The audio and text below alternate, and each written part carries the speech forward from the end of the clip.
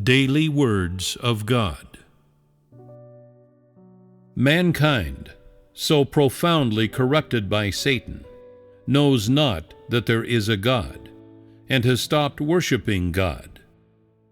In the beginning, when Adam and Eve were created, Jehovah's glory and testimony were ever present. But after being corrupted, man lost the glory and the testimony. For everyone rebelled against God and ceased to revere Him altogether. Today's work of conquest is to recover all the testimony and all the glory, and to have all men worship God, so that there is testimony among the created. This is the work to be done during this stage. How exactly is mankind to be conquered? By using the work of words of this stage to fully convince man, by using disclosure, judgment, chastisement, and merciless imprecation to bring him into utter submission, by disclosing man's rebelliousness and judging his resistance, so he may know the unrighteousness and filth of mankind, and thus use these things as a foil to God's righteous disposition. It is chiefly through these words that man is conquered and fully convinced. Words are the means to the ultimate conquering of mankind, and all who accept God's conquest must accept the smiting and judgment of His words. The process of speaking today is precisely the process of conquering.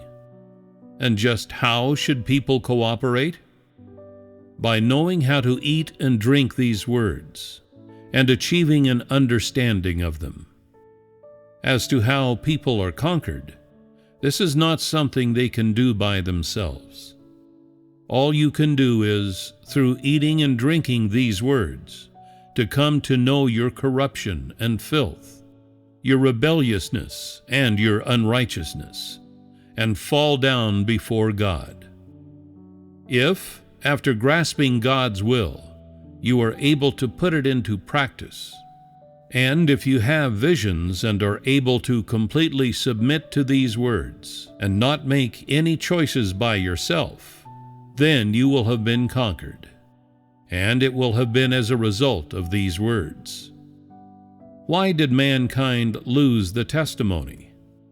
Because no one has faith in God, because God has no place in people's hearts. The conquest of mankind is the restoration of the faith of mankind. People always want to run headlong into the mundane world.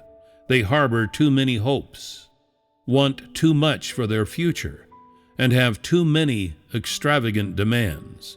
They are always thinking of the flesh, planning for the flesh, and have no interest in seeking the way of belief in God. Their hearts have been snatched away by Satan. They have lost their reverence for God, and they are fixated on Satan. But man was created by God. Thus, man has lost the testimony, meaning he has lost the glory of God. The purpose of conquering mankind is to reclaim the glory of man's reverence for God. It can be put this way: there are many people who do not pursue life. Even if there are some who do pursue life, they are only a handful in number. People are preoccupied with their futures and do not pay any attention to life. Some rebel against and resist God, judge Him behind His back, and do not practice the truth. These people are ignored for now. For the moment, nothing is done to these sons of rebellion. But in the future you will live in darkness, weeping and gnashing your teeth. You do not feel the preciousness of light when you are living in it, but you will realize that preciousness once you are living in the dark night, and you will be sorry then. You feel fine now, but the day will come when you are sorry. When that day comes, and darkness descends, and light is never more, it will be too late for regrets. It is because you still do not understand the work of today that you fail to cherish the time you have now. Once the work of the entire universe begins, meaning when everything I am saying today has come true, many people will hold their heads and weep tears of anguish. And in so doing, will they not have fallen into the darkness with weeping and gnashing of teeth? All who truly pursue life and are made complete can be used, while all the sons of rebellion who are unfit to be used will fall into the darkness.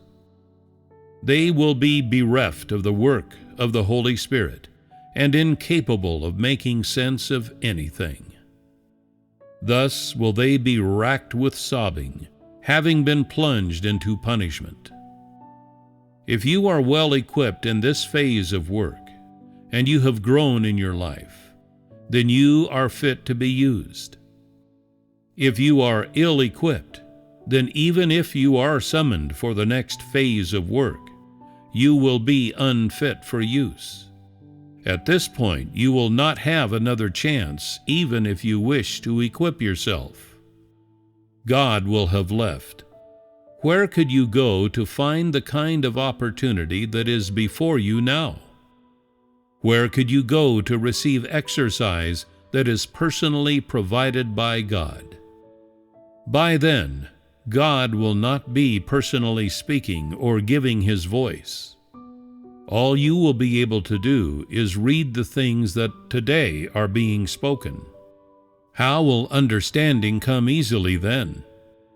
How could life in the future be better than it is today? At that point, will you not be suffering a living death as you weep and gnash your teeth? Blessings are being granted to you now, but you do not know how to enjoy them. You are living in blessedness, yet you remain unaware. This proves that you are doomed to suffer. Today, some people resist, some rebel, some do this or that. I simply ignore you, but do not think that I am unaware of what you are up to. Do I not understand your essence? Why keep clashing against me? Do you not believe in God in order to pursue life and blessings for your own sake? Is it not for your own sake that you have faith? In the present moment, I am performing the work of conquest only by speaking. And once this work of conquest comes to an end, your end will be obvious. Do I have to tell you explicitly?